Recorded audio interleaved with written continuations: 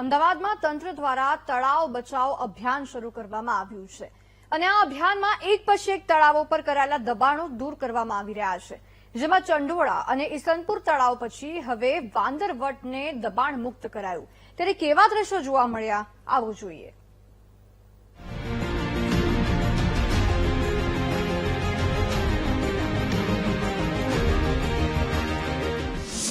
તળાવો પર દબાણ હવે થશે ધ્વસ્ત. ચંડોળા અને ઈસનપુર પછી વાંદરવટ દબાણ મુક્ત. 3 કલાકમાં 450 દબાણ કરાયા ધ્વસ્ત. રાજ્ય સરકાર અને મ્યુનિસિપલ કોર્પોરેશન હસ્તગત આવેલા તળાવોમાંથી દબાણો દૂર કરીને એને ડેવલપમેન્ટ કરવાની પ્રક્રિયા સરકાર દ્વારા કરવામાં આવી રહી છે. અમદાવાદમાં ચંડોળા અને ઈસનપુર તળાવમાંથી ગેરકાયદે દબાણો દૂર કરાયા પછી મંગળવારે શહેરના બટવા વિસ્તારમાં આવેલા વાંદરવટ તળાવમાં રહેલા 420 રહેણાંક અને 30 કોમર્શિયલ દબાણો દૂર કરાયા.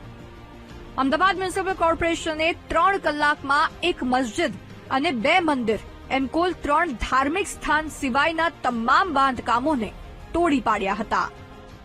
વટવા એરિયામાં ખાસ કરી અને વોટર લોગિંગની સમસ્યા દૂર કરવાના હેતુથી અને ગટરના બેકિંગ દૂર કરવાના હેતુથી 2 પ્રોજેક્ટ અમલમાં મૂકવામાં આવ્યા છે. એક પહેલો પ્રોજેક્ટ છે તળાવોના ઇન્ટરલિંકિંગનો. એમાં વાનરવટ, મહાલક્ષ્મી અને રોપડા તળાવનું ઇન્ટરલિંકિંગ કરવાનો પ્રોજેક્ટ ચાલુ કરવામાં આવ્યો છે. એમાં લાઇન નાખવાના કામ પણ આપણે જોયા હશે. લગભગ 50% ઉપરાંતનું કામ પૂરું થઈ ગયું છે અને આપણે ઝડપથી એને પૂરું કરીશું. એના ભાગરૂપે વાનરવટ વોટર બોડી છે એની અંદર જે દબાણ આવેલા છે રેસિડેન્સ કોમર્શિયલ એને દૂર કરવાનું કામ ચાલુ છે. મહત્વનું છે કે આ ડિમોલિશન કુલ 4 ફેઝમાં 8 ટીમ દ્વારા કરાયું, જેમાં 10 હિટાચી મશીન અને 5 જેસીબી મશીન તેમજ શ્રમિકોની મદદ લેવાઈ હતી. સાથે જ વિસ્થાપિત પરિવારો માટે કોર્પોરેશને વૈકલ્પિક વ્યવસ્થા કરી હતી.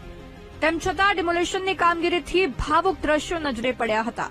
જોકે એક પરિવારના સામાજિક પ્રસંગે તંત્રના અધિકારીઓએ થોડી માનવતા પણ દાખવી હતી અને તે પરિવારનો પ્રસંગ શાંતિથી પૂર્ણ થવા દીધો હતો. બસ 2 કલાક સુધી રાખ્યું છે. 2 વાગતા બધું પતે હટાઈ દે પડી જાય છે. વાત કીધું કે વાંધો નહીં, કે પસંદ નહીં બગાડી તમારો હટાઈ લઈશું, વાંધો નહીં કીધું. તળાવ ફરતે દબાણ દૂર કરવું જ જોઈએ, તેમાં કોઈ વિરોધ નથી, પરંતુ જે લોકો વર્ષોથી ત્યાં રહેતા હતા તેમને આશ્રય મળી રહે તે માટે પણ તંત્રએ પ્રયાસ કરવા જોઈએ, જેથી તેમને ઘરનું ઘર મળી શકે, રસ્તા પર રહેવાનો વારો ન આવે. કેમેરામેન આશિષ ટોડિયા સાથે શુભમ ભટ્ટ, વીટીવી ન્યૂઝ, અમદાવાદ.